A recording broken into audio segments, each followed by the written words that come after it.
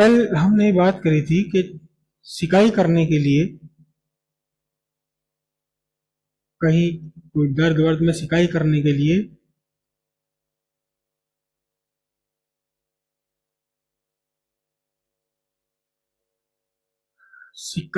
के लिए आप क्या यूज करते हैं?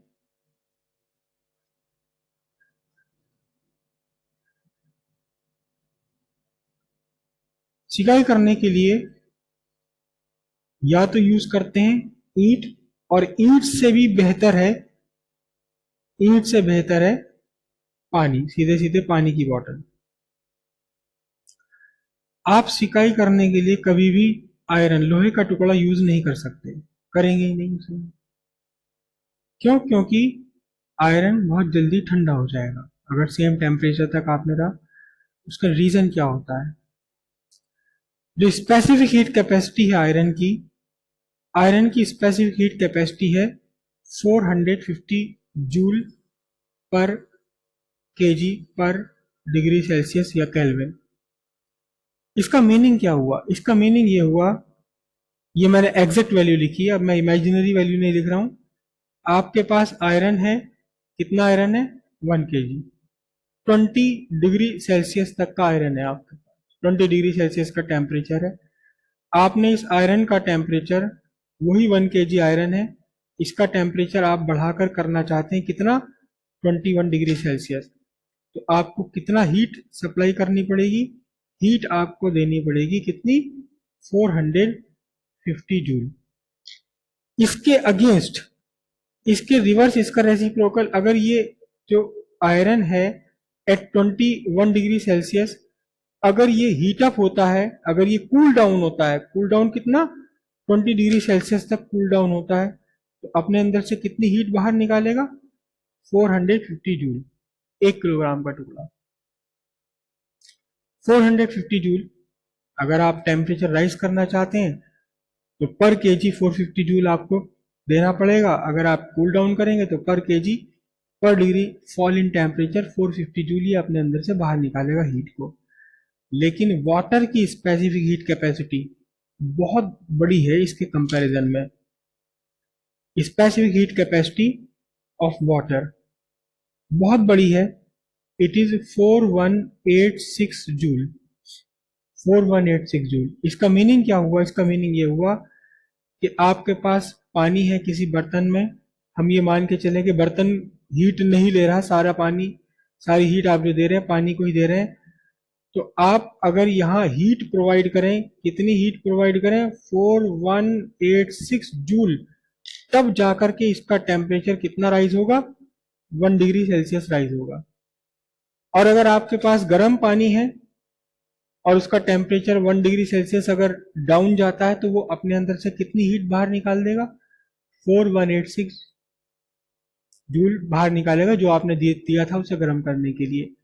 तो आयरन, अगर 1 किलो का लोहे का टुकड़ा अगर आप ले लेते हैं, तो 1 डिग्री सेल्सियस डिक्रीज होने पर कुल 450 जूल ही वो आपको हीट दे पाएगा। लेकिन अगर गर्म पानी ले लेते हैं तो वो 1 डिग्री फॉल होने पर 4186 जूल आपको दे पाएगा। तो कौन बेहतर है सिकाई करने के लिए? सिकाई करने के लिए आपका पानी बेहतर है। अब पानी की ये जो स्पेसिफिक हीट कैपेसिटी है, ये नेचुरली अवेलेबल मटेरियल में, मुझे शायद याद नहीं है, मैं पक्का भी नहीं हूं, लेकिन ये हाईएस्ट है। हाईएस्ट है जो नेचुरली अवेलेबल मटेरियल्स हमारे हैं, specific heat capacity of water highest होती है। हाईएस्ट अगर ना भी है तो भी बहुत ढेर सारी है, और इसका हमारे लाइफ पर बहुत बड़ा कंसिक्वेंस है। आप सब अच्छी तरह जानते हैं कि जो सी एरियाज है, सी कोस्ट है, जो सी एरियाज है, जैसे कि हमारे यहाँ चेन्नई एंड कोलकाता, ये ऐसे शहर हैं कि ना तो यहां बहुत तेज ठंड पड़ती है और ना बहुत तेज गर्मी होती है।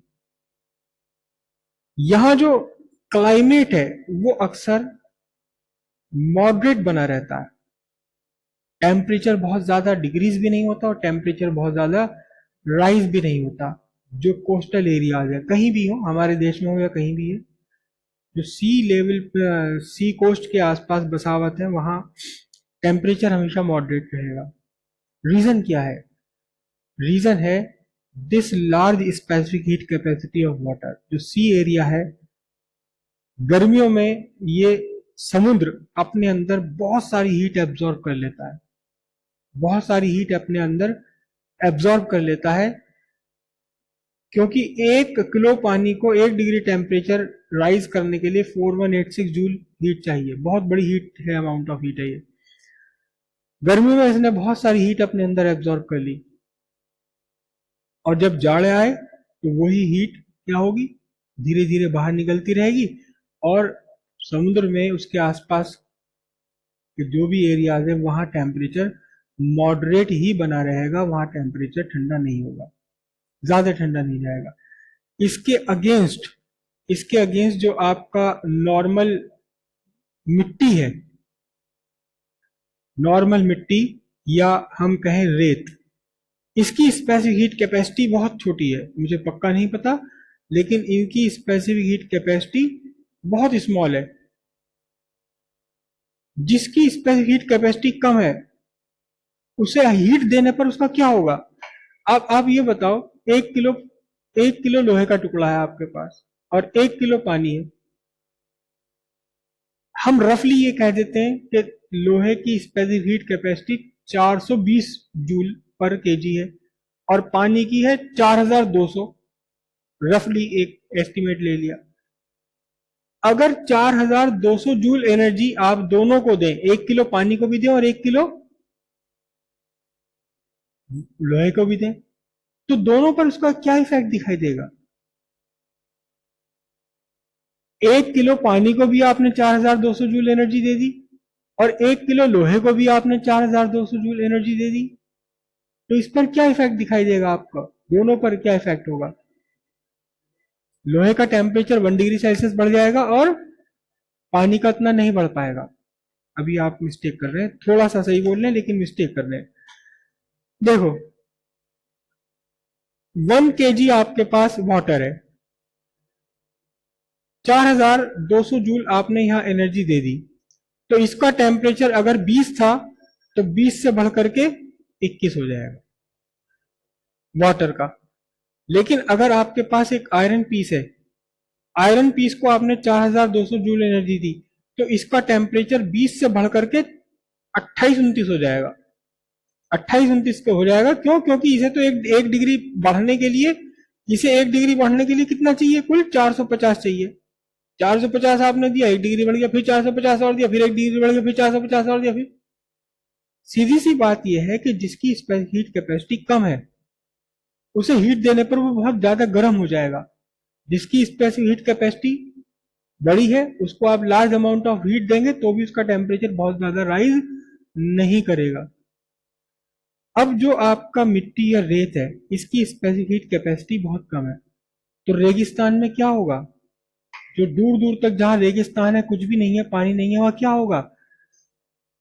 बहुत जल्दी वो गर्म हो जाएगा। जैसे ही सूरज उसके ऊपर पड़ेगा, वो थोड़ी सी भी हीट उसका टेम्परेचर बहुत ज्यादा राइज कर देता है, बहुत ज्यादा गर्म हो जाएगा। और जैसे ही सूरज छिप गया तो उसके अंदर से थोड़ी बहुत हीट बेचारे ने जो एब्जॉर्व कर पाया था, वो सारी हीट बहुत जल्दी निकल करके वो बहुत ज्यादा ठंडा हो जाएगा। रेगिस्तान के दिन बड़े गर्म और रातें बहुत ठंडी। कभी आपने कहावत सुनी है? जो ओपन एरिया है डेजर्ट्स में, बिल्कुल जहां दूर दूर तक डेजर्ट है, जो ओपन एरिया है, वहां टेम्परेचर 0 से भी नीचे पहुंच जाता है इन दिनों में।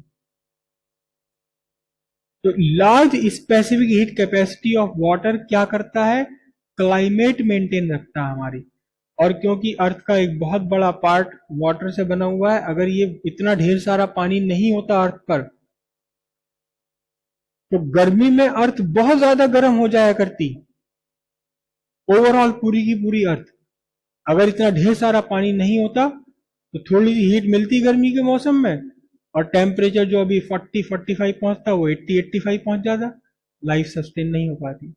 ठीक इसके अगेंस्ट, रात होते ही रात होते ही क्या होता, वो सारी की सारी हीट बाहर निकल जाती और टेम्परेचर बहुत ज्यादा डाउन चला जाता। लेकिन इतने ढेर सारे पानी ने बहुत सारी हीट को एब्जॉर्ब कर रखा है अपने अंदर, जब उसे मिल रही है सूरज से, और जब सूरज से हीट नहीं मिल रही तो बहुत सारा ये हीट अपने अंदर से निकाल रहा, तब कहीं जाके जरा मरा सा ठंडा हो पाता है।